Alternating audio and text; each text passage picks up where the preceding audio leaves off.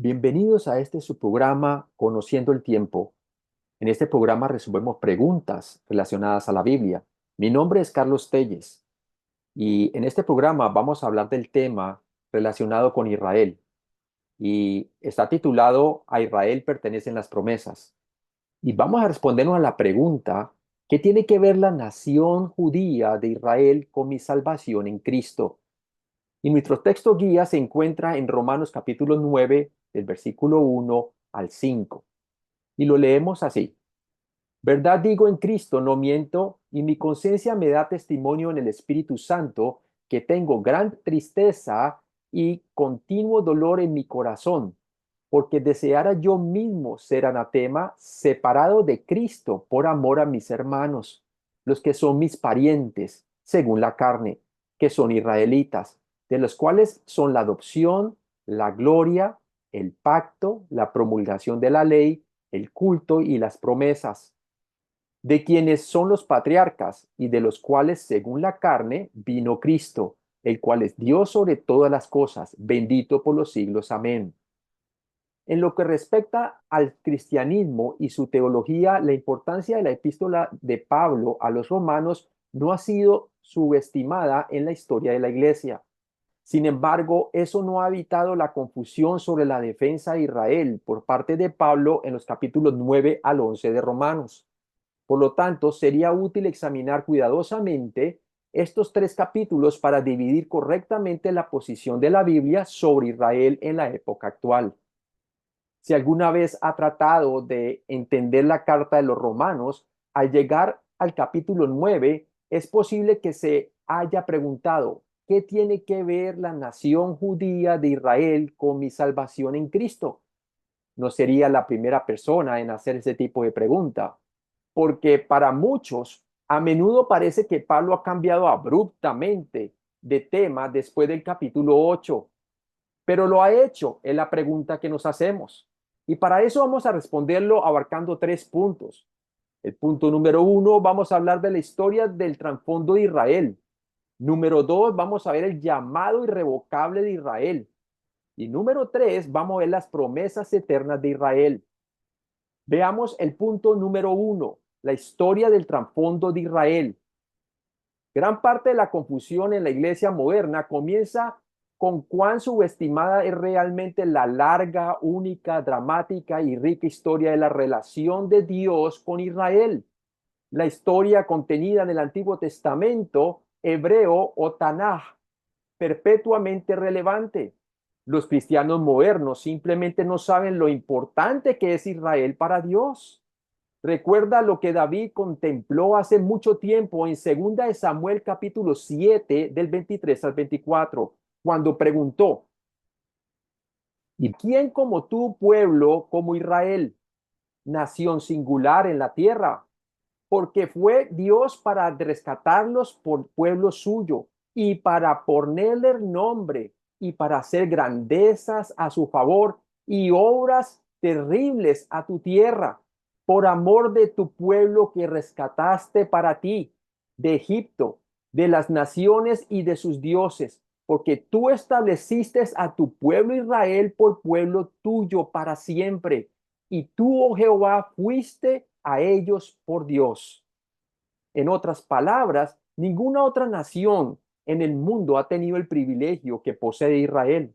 Deuteronomio capítulo 7, versículo 6, enfatiza ese privilegio, porque tú eres pueblo santo para Jehová tu Dios. Jehová tu Dios te ha escogido para hacerle un pueblo especial, más que todos los pueblos que están sobre la tierra. Por eso la palabra de Dios nos habla en Romanos capítulo 3. ¿Qué ventaja tiene pues el judío? Y Pablo dice, pues mucha, porque a ellos se les encomendó los oráculos de Dios o la palabra de Dios. La audiencia de Pablo en el primer siglo, tanto judíos como gentiles, entendió muy bien el estatus único de Israel ante Dios. Así que imagina su sorpresa cuando Pablo explica en Romanos 1 al 3 que todas las personas, ya sean judías o gentiles, están bajo condenación. Romanos 3 22 al 23 nos lleva a dicha conclusión. Y dice la escritura: porque no hay diferencia, por cuanto todos pecaron y están destituidos de la gloria de Dios. Imagínense su sorpresa cuando Pablo mira hacia atrás a Abraham y le revela en Romanos capítulo 3 al 5 que los judíos son justificados de la misma manera que los gentiles, que es por la fe en Jesucristo, el Mesías únicamente. Eso nos lo dice en Romanos capítulo 3, versículo 28, Romanos capítulo 4, versículo 16 y también Romanos capítulo 5, versículo 1. Y que somos salvos por la sola fe en el Mesías únicamente y no por las obras de la ley, como dice Romanos 3:20, que por las obras de la ley ninguno será justificado delante de él, porque por medio de la ley es el conocimiento del pecado. Maravillémonos por la audiencia del primer siglo, cuando encontramos en Romanos 6 al 8 que tanto judíos como gentiles pueden ser liberados de las consecuencias de violar la ley o la Torá. ¿Cómo?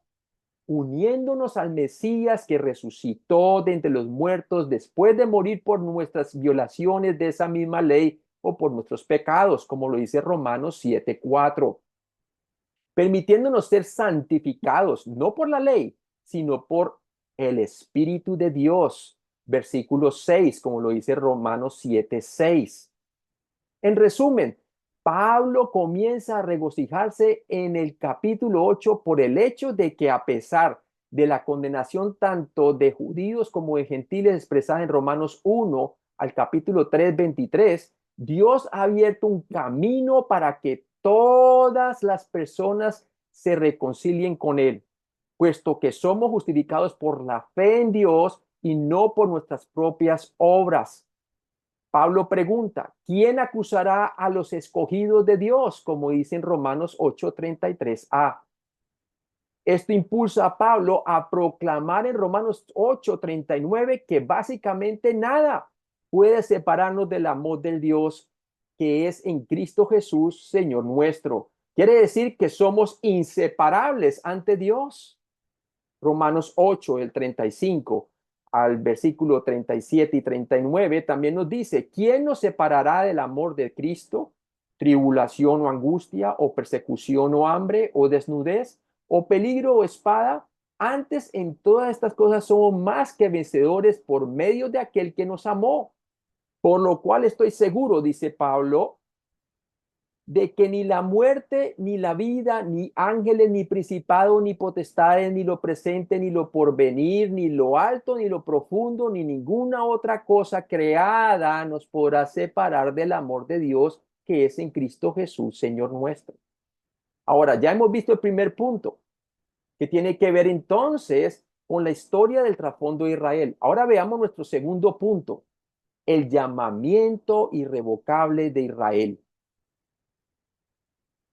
Romanos 11, del 28 al 29 nos dice, así que en cuanto al evangelio son enemigos por causa de vosotros, pero en cuanto a la elección son amados por causa de los padres, porque irrevocables son los dones y el llamamiento de Dios. Esto dice Dios de Israel.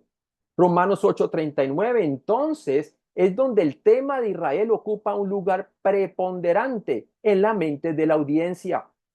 Si Pablo acaba de decir que nada puede separarnos del amor de Dios, entonces el desafío que Pablo anticipa de sus lectores puede prestarse así. ¿No ha sido Israel separado de Dios por su rechazo de él en la forma de su Mesías? En su discurso de 3 capítulos de Romanos 9 al 11, Pablo responderá enfáticamente en ninguna manera a esta pregunta, como lo puede ver usted en Romanos 11 del 1 al 5. Él dice en ninguna manera. Sin embargo, este discurso viene con advertencias. Ningún individuo, ya sea judío o gentil, se salvará si rechaza a Dios el Hijo. Esto hace que Pablo, en su defensa de Israel, comience con la actitud que debemos tener para todos los que actualmente rechazan a Dios. Dolor. Dolor. El amor de Pablo por su familia israelita es tan grande que desea que él mismo sea anatema o maldecido en lugar de aquellos en Israel que rechazan al Mesías. Leemos en Romanos capítulo 9, del 1 al 3 lo siguiente. Dice Pablo, verdad digo en Cristo, no miento. y mi conciencia me da testimonio en el Espíritu Santo, que tengo gran tristeza y continuo dolor en mi corazón, porque deseara yo mismo, dice Pablo, ser anatema, separado de Cristo, por amor a mis hermanos, los que son mis parientes según la carne. Aún así, el hecho de que Israel es en gran parte incrédulo hacia Jesucristo el Mesías obliga a Pablo a reafirmar la verdad del Antiguo Testamento de que el llamamiento nacional de Israel es irrevocable, como lo leímos en Romanos 11:29. A partir de Romanos 9:4, Pablo articula 6 posesiones irrevocables que pertenecen al pueblo judío, que son la adopción como hijos, la gloria, los pactos, la promulgación de la ley, el culto y las promesas. En Romanos 9:5 agrega 2 elementos más para recordarnos la herencia inmutable de Israel al afirmar que de ellos son los patriarcas, de los cuales según la carne vino Cristo, el cual es Dios sobre todas las cosas, bendito por los siglos. Amén. Veamos una explicación breve de estos primeros 6 elementos de la lista de Pablo uno por uno. Y para eso nos llevamos al tercer punto. Ya vimos el primer punto y el primer punto tenía que ver entonces con la historia del trasfondo de Israel. El segundo punto que acabamos de ver tiene que ver con el llamamiento irrevocable de Israel, que sus dones y sus llamamientos son irrevocables para Israel nacional. Ahora veamos el punto número 3 para responder entonces cuáles son los elementos que Pablo lista aquí en el versículo clave que estamos estudiando en Romanos capítulo 9, las promesas eternas de Israel, ¿verdad? Y para eso nos remontamos a Génesis capítulo 12, del 1 al 3, en donde está el llamado de Dios a Abraham. Y nos dice así: pero Jehová había dicho a Abraham, vete de tu tierra y de tu parentela, de la casa de tu padre, a la tierra que te mostraré, y haré de ti una nación grande, y te bendeciré, y engrandeceré tu nombre, y serás bendición. Bendeciré a los que te bendijeren, y a los que te maldijeren, maldeciré, y serán benditas en ti todas las familias de la tierra. Aquí es donde vemos nosotros que entonces Dios le prometió 3 cosas al pueblo de Israel. Primero le prometió a él la tierra, también le prometió que hacer de él una nación grande y le prometió una bendición, la bendición, ¿verdad? Que en tus simientes serían benditas todas las familias de la tierra. Veamos entonces el primer elemento que Pablo menciona en Romanos capítulo 9 del 1 al 5. Y el primer elemento que entonces está mencionando es la adopción como hijos, que a Israel le pertenece la adopción como hijos. Esta primera promesa nos recuerda la advertencia de Moisés, de Dios a Faraón en Éxodo 4, del 22 al 23.